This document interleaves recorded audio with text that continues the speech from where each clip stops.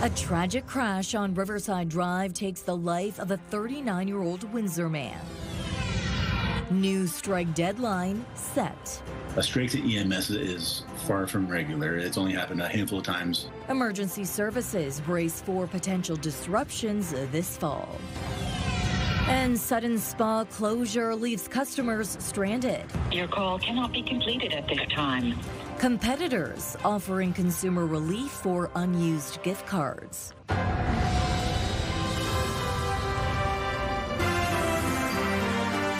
CTV News with Stefanie Masotti. Good evening, and thank you for joining us on CTV Windsor and AM 800. A new strike deadline has been set for local paramedics. QP Local 2974 says its members could walk off the job at midnight on October 5th after negotiations with the County of Essex stalled.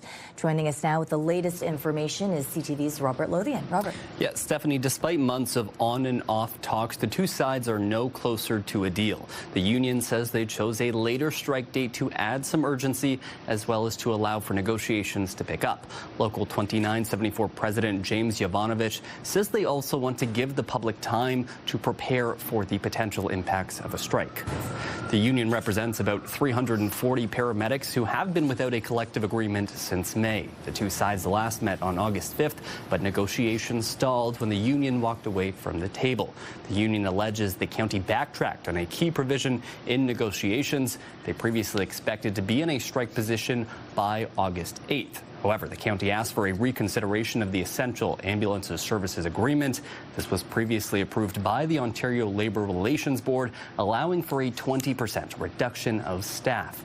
The union is also accusing two county councillors of intimidating union members and revealing confidential information. A bargaining date is set for August 24th, but the union says it's not yet clear if the county will return to the table. I would always tell my members that I was cautiously optimistic that we would get to a deal. I no longer have that optimism. I think right now it appears as though we're headed towards a strike. But again, that's why we set that deadline so far in advance. So that way we had plenty of time for all parties to realize the significance of the moment that we're in to get back to a deal. The county provided a statement this afternoon denying any allegations of bad faith bargaining. The statement goes on to say the County of Essex is committed to reaching a settlement, adding they will not comment on specific discussions from negotiations out of respect for the collective bargaining process. Stefanie. Okay, we will continue to follow this closely. Thank you, Robert.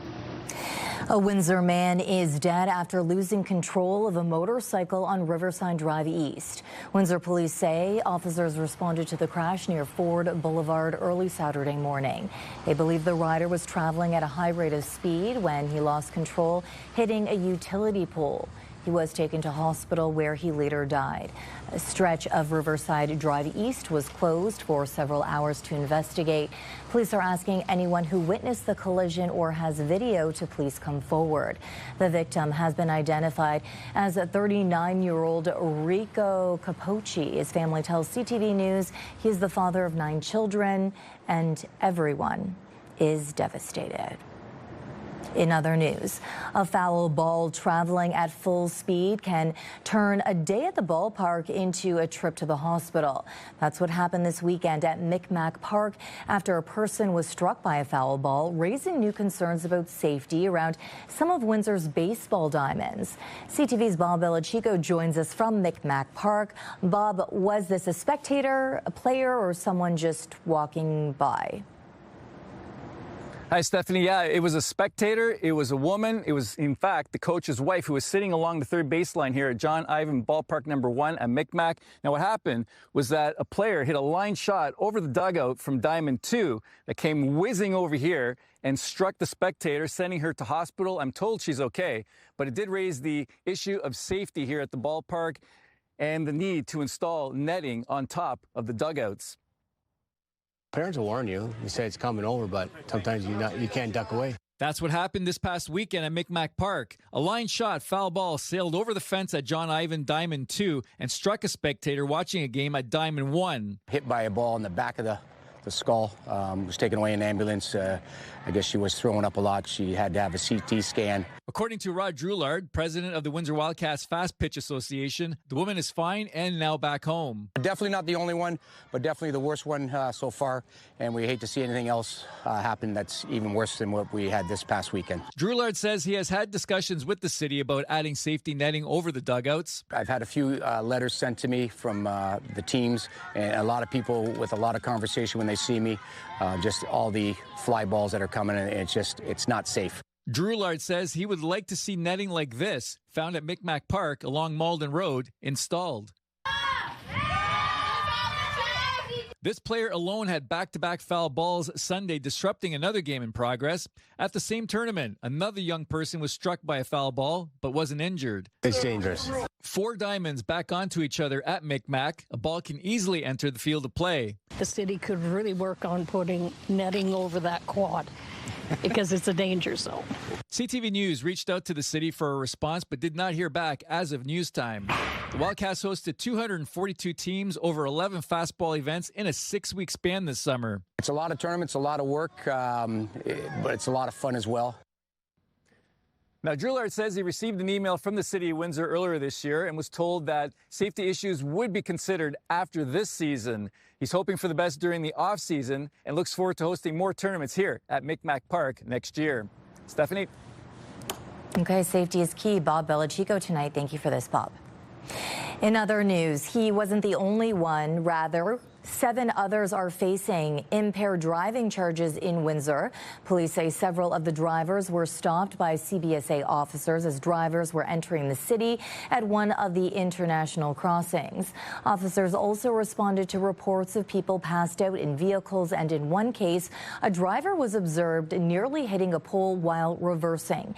Police say all 7 drivers were taken to police headquarters where they failed breath tests. They range in ages from 24 to 44. Let's take a break now. CTV meteorologist Gary Archibald joins me for a first look at the weather from the top of the Bell Building tonight. And Gary, we have showers overnight. Showers overnight, and Stefanie, the potential of thunderstorm activity as well. It's been a warm and humid day, but things are going to cool off rather as we head towards Tuesday afternoon. In between that, there's a chance through the overnight between, say, midnight and 4 a.m. we could see some scattered showers, about a 70% chance of that. We're in a bit of the lull right now, but clipping southwestern Ontario is a shortwave disturbance in the next, say, 4 to 8 hours. It's a slow mover, but it could pick up some steam. I'll break down what you need to know. This notion of cooling down in August, somewhat interesting to see the shift out of the west. The prairie provinces cooler now. We'll get into some of that cooler air as we head towards the midweek and beyond. Not a big cool down, but significant enough. I'll break it down shortly. For now, I'll send it back to you inside. Stefanie? There's a new survey out today on a subject of much debate in border communities, how Americans feel about Canadians. The survey results released the same day as Michigan Senator visited Windsor. Joining me now for more on this is Michelle Molesky. It is a hot topic. It really is. Yeah. And so Angus Reid did a survey on this, and they specifically asked American respondents how they view Canadians. The result, 79% view us favorably, a sentiment shared by a Michigan senator. Do you think Americans dislike Canadians? No, hell no. Democratic Michigan Senator Alyssa Slotkin came to Windsor Monday via the new Gordie Howe International Bridge. And had a lovely conversation with the Canadian customs folks who were like, look, every American has come over and said how much they love Canadians and how much they appreciate the relationship. A sentiment that appears to be shared. 79% of American respondents say they have a favorable view of Canadians. 78% said America should approach Canada as a friend or ally. We've been long friends for many, many decades and centuries, and you realize through conversation that we have a whole lot more in common than differences that separate us. It was Slotkin's first visit to Windsor City Hall, where they also met with the head of economic development and TWEPI. No agreements or partnerships were inked, but Dilkins and Slotkin are looking at the long-term relationship between Windsor and Michigan. There just doesn't seem to be an end to some of the madness. And so for us to be able to have sensible conversations with people who are fair and reasonable and sensible, you understand that, there is another side to this conversation. Those of us who believe in a strong U.S.-Canada relationship have a responsibility to double down and show people here that that's not the only voice and that our relationship is going to be enduring long beyond this president. Circling back to that survey, while Americans view us favorably, just 45% of Canadians view Americans favorably. And on the subject of tariffs, 59% of Americans oppose the latest round of tariffs placed on Canada. So, interesting survey there. Yeah, well, the people have spoken. Yeah. Okay, sure. Michelle Molesky, thank you so much. So here's our question of the day. Do you think a tariff-free trade deal is possible between Canada and the United States? Go to our website to cast your vote, ctvnewswindsor.ca. On Friday, we asked if Canada should ban unsolicited telemarketing calls. Almost 3,000 people voted. 82% say no. If you've used the Gordie Howe International Bridge recently, you may want to check your credit card statement. Some drivers say they've been charged twice for the same trip. One Windsor man says he made several crossings during opening week and later spotted double charges on his credit card. The Windsor-Detroit Bridge Authority says it knows about the issue and its customers care team is working with drivers to sort out the charges. The normal toll for a passenger vehicle is $8. Drivers with concerns are being told to contact a breakaway customer care. And for other customers are left holding gift cards after a local spa suddenly closed its doors, and they are now getting some help from other competing businesses. Estetica Day Spa in Lakeshore closed without notice last week, leaving some customers out hundreds of dollars. CTV's Chris Campbell has more on the fallout and why other local spa owners are stepping in to help. The signs went up and the doors closed without warning. Now, customers who were left holding Estetica Day Spa gift cards are trying to figure out if they'll ever get their money back. Tula T was one of them. She says she had about $400 in gift cards and went to Estetica late last week hoping to use them. So when I went on Friday, it was around noon, I guess, and the windows were all papered up. There were signs saying closed permanently. T says she's been unable to contact the business since, and while customers have expressed frustration about what happened, the OPP tells CTV News that it's not received any formal complaints relating to the former Estetica address. Well, it's a little bit unprofessional, to be honest. The closure has also prompted other local spa owners to step up. Actually, it was heartbreaking news for us because we started there to be aestheticians, so many of us from here. The owners of Pure Day Spa in Tecumseh are offering to honor 25% of the value of Estetica gift cards. Several other local spas are doing the same or similar. We'll try our best to accommodate as many people as we can, and it's important for the community to step together, to hold together. And that community connection is something customers say sets Pure Day Spa apart. They are the heart of Tecumseh community and beyond. Obviously, they have other spas, and that's what they do. They have community and connection. For customers like T, the offer is some relief, but it doesn't make up for the full value of the gift cards they purchased. I just think it's such a blatant disrespect to people who, gave them their hard-earned money. The Ontario government says customers with gift cards from a business that has closed have limited options. If the business closed because of bankruptcy or financial difficulties, the province says assistance may be available through a trustee in bankruptcy.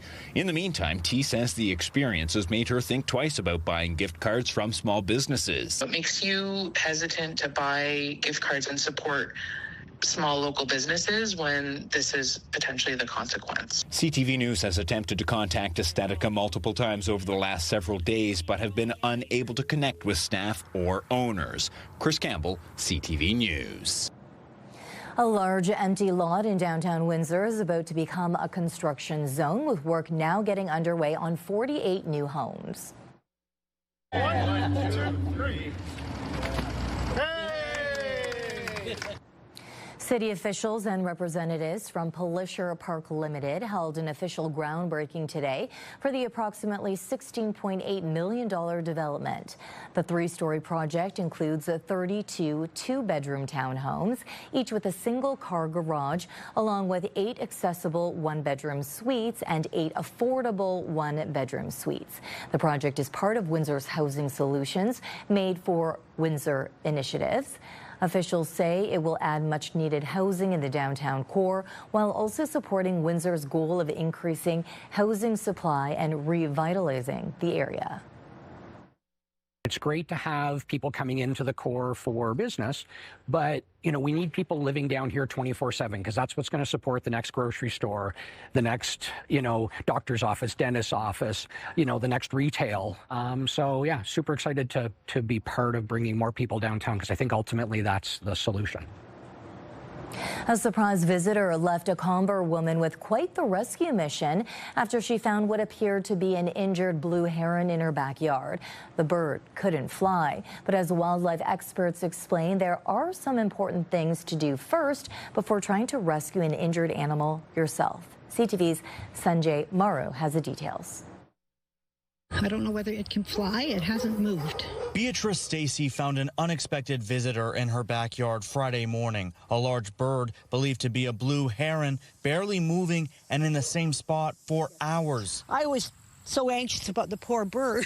Stacy says it was her son who first noticed the heron and called for help. When a rescuer arrived, the bird tried to get away, ending up in the ditch. He gently put the net over him and gently hauled him out, and he was very gentle, very kind. The heron was lethargic and unable to fly with what she was told was a serious leg injury. The bird was placed in a cage and taken away for further care.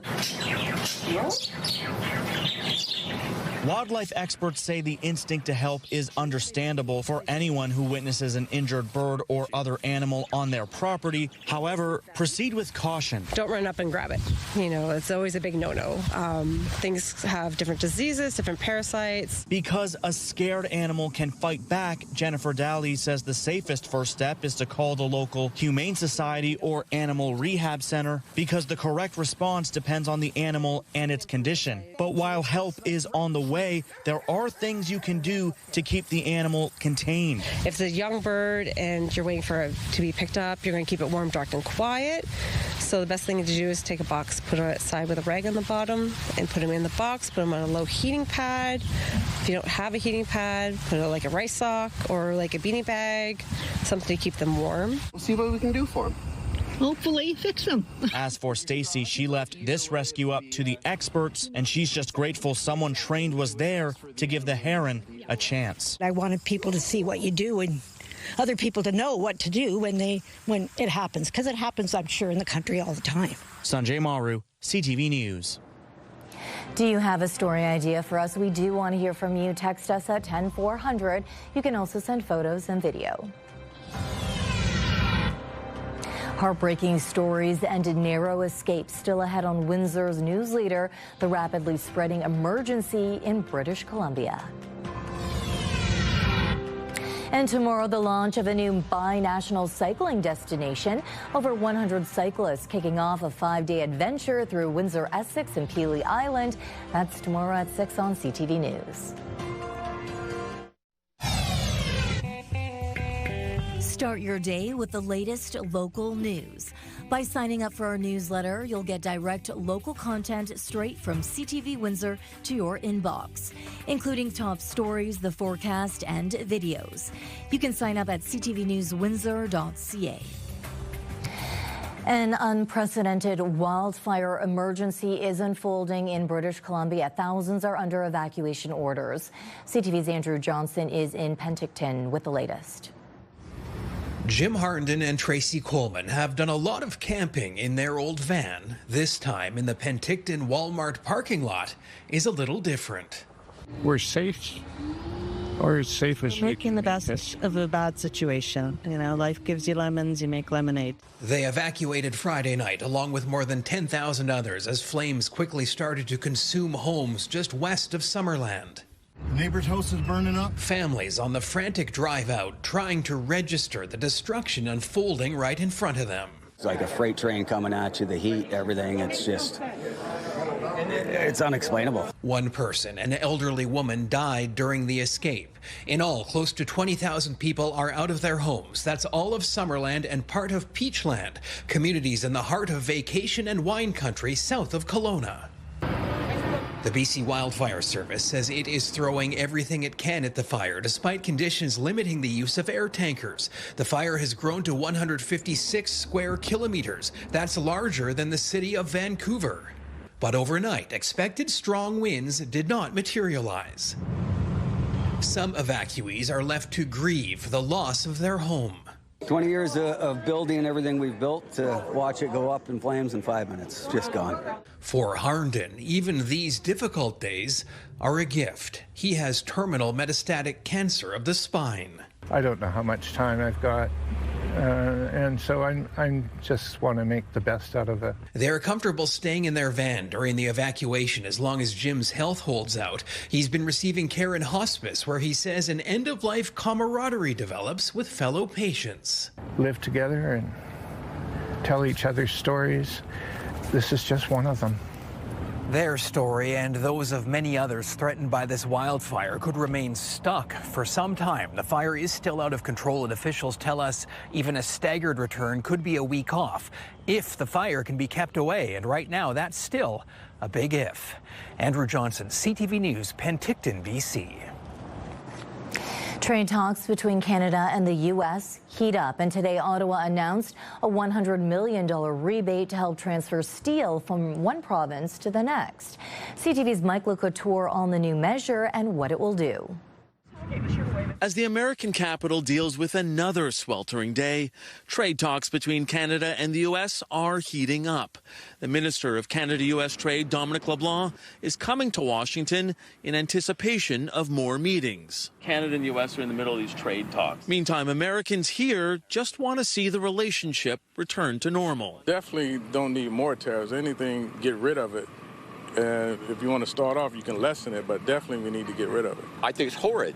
I think it's terrible for our world economy. I think it's bad for Canadian economy. It's bad for American economy. Others admit they aren't following the movement of every meeting. That's why the Canadian American Business Council launched 2 educational interactive games. One shows Canadians how the U.S. is often the source of everyday grocery items, and the other shows Americans how many states count on Canada as their top customer. Really highlighting how important and integrated we are has been really valuable. The CABC also commissioned a study to show the impacts of tariffs and a possible collapse of CUSMA. It shows Canada could see a $271 billion hit to the GDP over the next decade without the trade deal.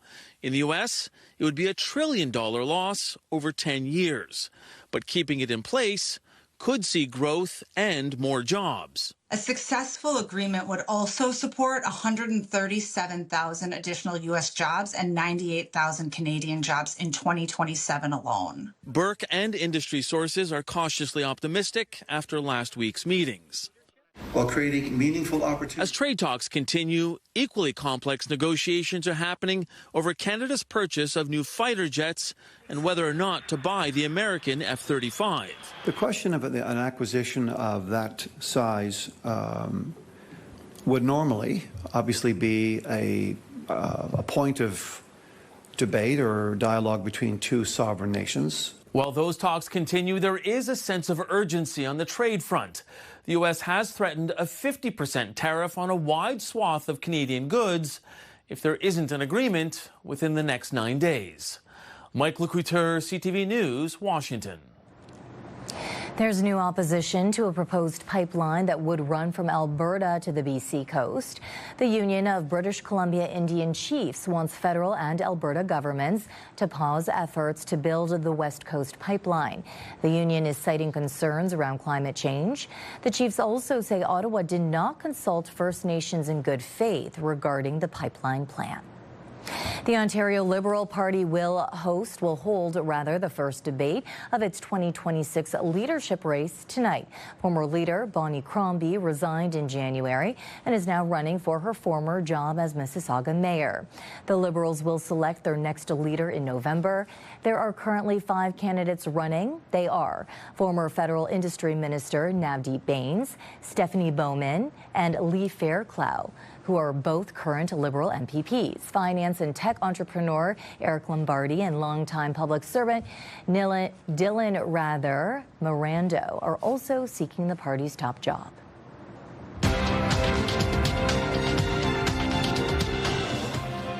In Toronto, the TSX gained 77 points. In New York, the Dow lost to 61, the Nasdaq fell 85. The Canadian dollar claimed a minimal 0.01 gain. And on commodity markets, gold added $20 an ounce and oil is up almost $4 a barrel. Time is precious, especially for those living with Alzheimer's. Coming up, a new drug that could help slow the disease. Let's take a look at our CTV News weather snapshot. It's a beauty. Sun and cloud, gorgeous, at around dusk, I would say. Thank you, Carl Toth, for sending this in. But things could change for tonight, overnight, and much of tomorrow with increasing cloud, showers, and thunderstorm activity. I'll break down what you need to know next on CTV News Windsor.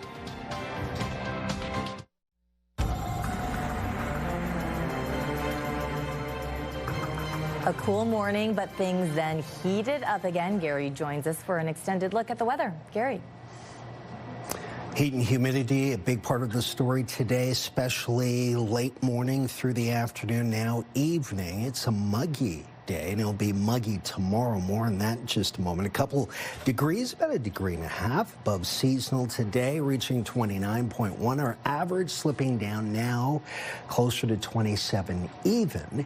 Air quality is decent. We're in the green zone, so that's good. 28 degrees at the airport. That's 82 Fahrenheit. A mixture of sun and cloud, a bit of haze, a little bit more cloud than breaks. 26 degrees in Chatham-Kent. That's 79 degrees Fahrenheit. It feels like 34 in Chatham-Kent, 37 in Windsor-Essex. We're in the 30s across the board in southern Ontario. We have waves of activity all surrounding us. We're in sort of a drier slide, at least in terms of precipitation, not actual humidity.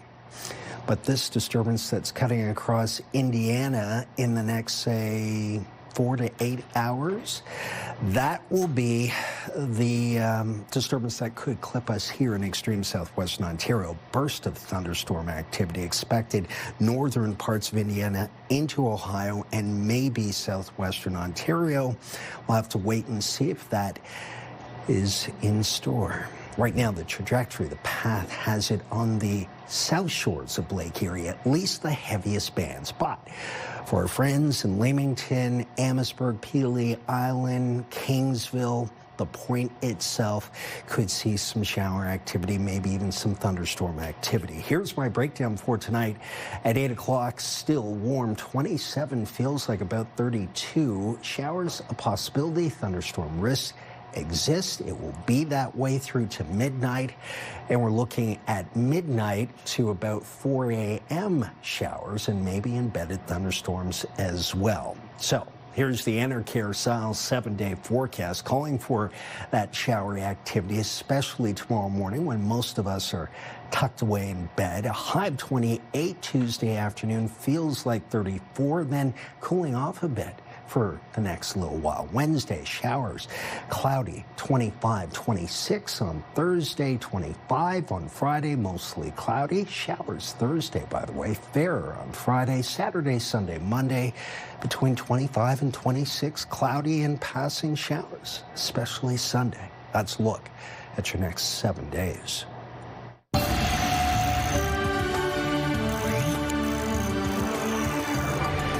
Canada's drug agency is now recommending provinces and territories publicly fund a drug that has been shown to slow the progression of Alzheimer's.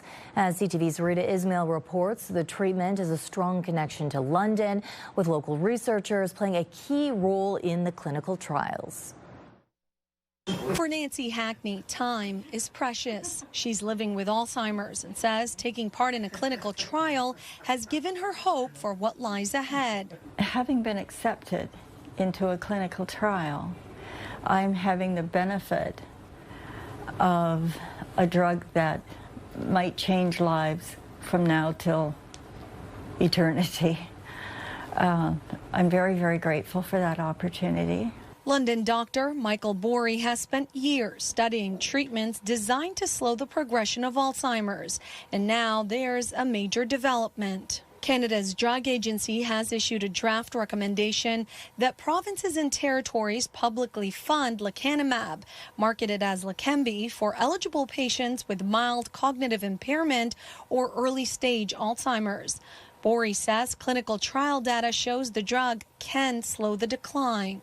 The people on the drug are declining much more slowly, and that means that their independence has been preserved for a longer period of time. So this really offers real hope that we can actually start to bend the curve on this disease. Lecanemab is the first Health Canada-approved treatment shown to slow the progression of the disease by targeting amyloid proteins in the brain. But cost has been a major obstacle to access the medication. For Canadians not in a clinical trial, the treatment can cost about $50,000 for 18 months of infusions. We can slow its progression, and that really is important for families. They remain independent in the community, in their homes, maybe at work for a longer period of time. Nancy's son Gary says having access to treatments that can slow the disease isn't just about helping people today. The availability of drugs that can start to slow the progression of this is important, not just for the people currently suffering, but that means future generations such as myself and my family will have the benefit of that as well, which I think is important.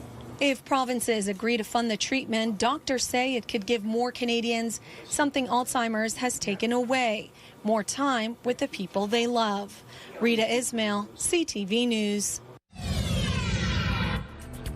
Rainbows, family, and plenty of pride coming up. How Windsor's Pride Parade is bringing people together.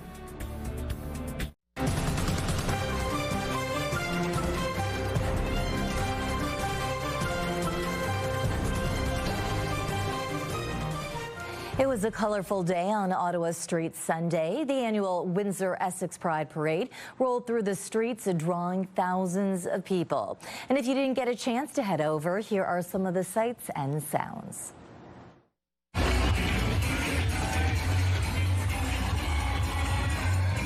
It's a tradition for us. We do it as a family, and it's what we do. I have a tickle trunk full of rainbow stuff. We have rainbow chairs.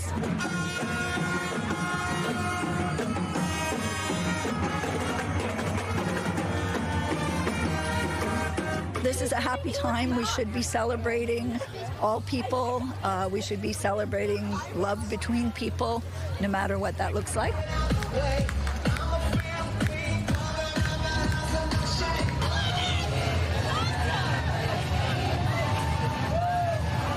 Adopted into a very religious family, and they weren't very supportive of it, so being able to come out and just see everybody, it's a very inclusive feeling, and it makes me feel very happy.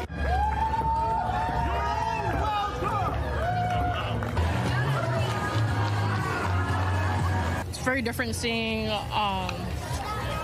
different communities or different organizations actually joining in and celebrating. I think it's fantastic. I think they went right out this year for them.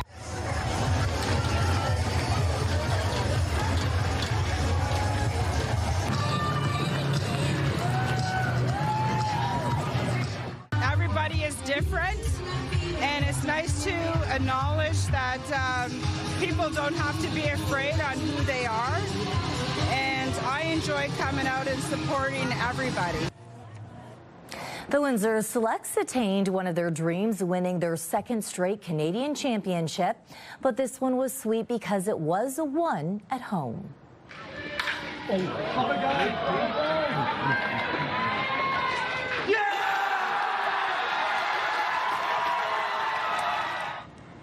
Excitement. The Selects earned the repeat win with a 5-0 win over Manitoba at Lacasse Park.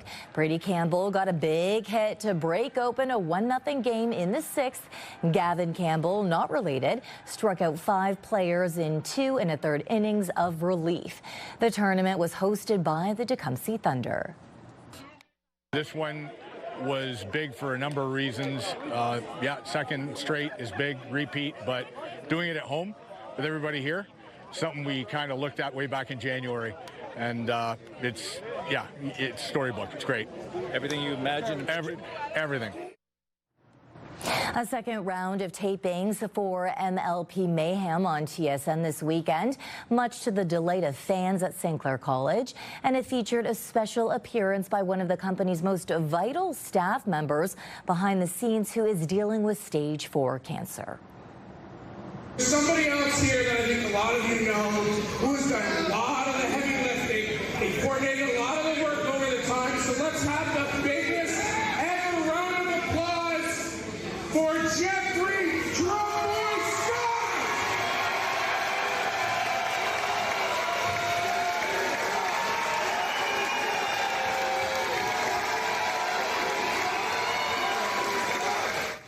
Jeffrey Scott has been a cornerstone of wrestling events in Windsor for more than 3 decades. He was brought out to the cheers of a sold-out crowd on Saturday for a 2-night taping at St. Clair College, which included matches on Friday as well. The event featured a mix of global superstars and up-and-coming talent. I've been very fortunate to have a lot of big nights in my career, but it has really reinvigorated my love for professional wrestling, and I will always thank Maple Leaf Pro Wrestling for that. I didn't get to come to the first set of tapings, but I'm so glad I made it to this one. Scott bringing wrestling back to Windsor and going all over the area is what Windsor needs right now. With the Gordie Howe International Bridge now open, a Windsor tourism company is hoping to put the city's history in the spotlight. Encore Productions is offering a 2-hour bus tour that takes residents and visitors through some of Windsor's most important stories, from its French roots and its roles in the Underground Railroad to its automotive history. Owner Glenn Beccaro says the new bridge is an opportunity to showcase the city to people from around the world. The tour visits areas like Walkerville and Sandwich Town, with stops including Willisted Manor. The next tour is August 16th, leaving from the Windsor International Aquatic and Training Center. Tickets are $45 plus HST. Now, Melanie Kettner joining me now. It's almost time for Happening Now. What are you working on for tonight? Well, I love this one. So we have some adorable photos of a 3-year-old biker and how he got all the way across the new bridge and back. Bert Kreischer is bringing his Permission to Party World Tour to the Coliseum stage October 1st. Enter at ctvwindsor.ca for your chance to win a 4-pack of tickets to see Bert Kreischer at Caesars Windsor, plus a $200 gift card. This is your CTV Windsor Our Community Calendar. Downtown Windsor is revving up for the 11th annual Olette Car Cruise, August the 14th. Experience a jaw-dropping lineup of street rods, muscle cars, classics, customs, and more. See you next time on Our Community.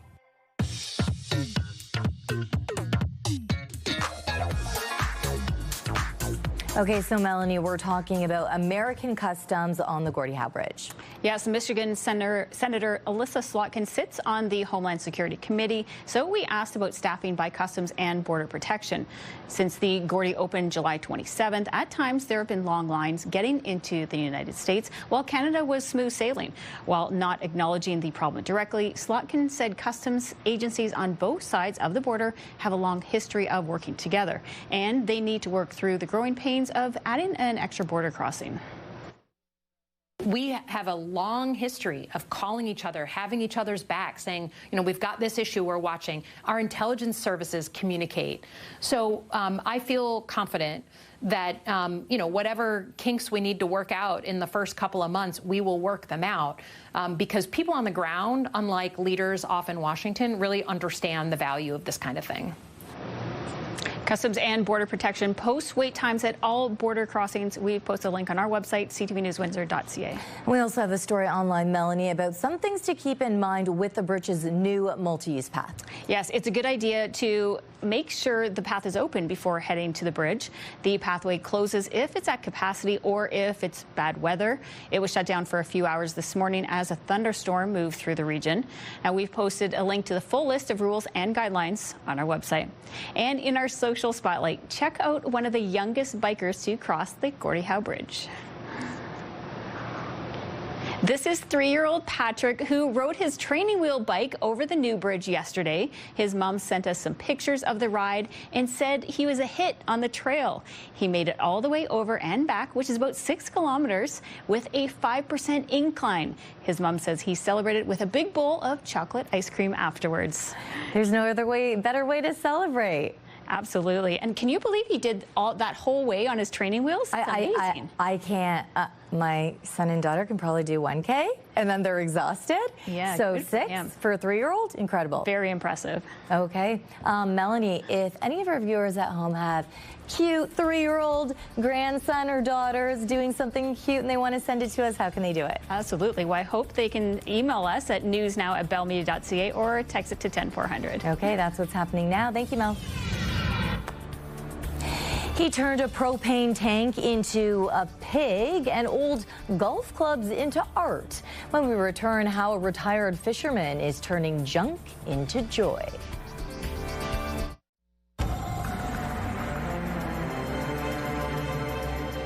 you can see how muggy it is out there. Yeah, air quality was decent, but the vapor, right? The water vapor, which you cannot see, by the way. Steam. Don't get me into a lecture. I know, you're going to go off.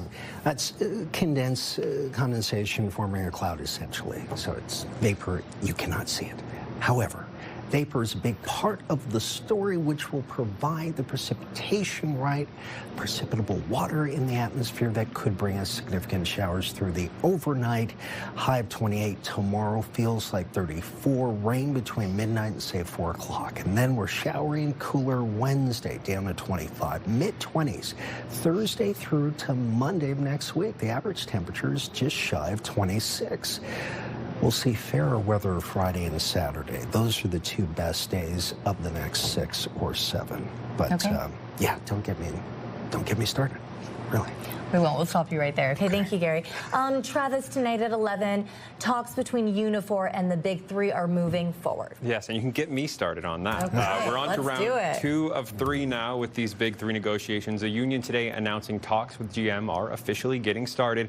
We've got the details on what the union's looking for and why there's already plenty at stake for workers. See you back here at 11 for those and more stories. Okay, thank you. Finally tonight, from a career at sea to creating one-of-a-kind yard art, all in the name of spreading a little joy, CTV's Adam Sawatsky shows us how one man turned his second act into something special. Gary Wagner never imagined he'd end up turning a propane tank into a pig when he quit school at 14 to become a commercial fisherman. As long as I'm on the water, I'm happy. Gary worked on the East Coast for a while before he fell in love with Pam. He was fun to be around. We had good times together. But then Gary went looking for work out west. Kissed each other and off I went. It didn't take long for Gary to get hired on a halibut boat or for Pam to show up one day. I didn't even know she was coming. What did you think of that? Oh, I loved it.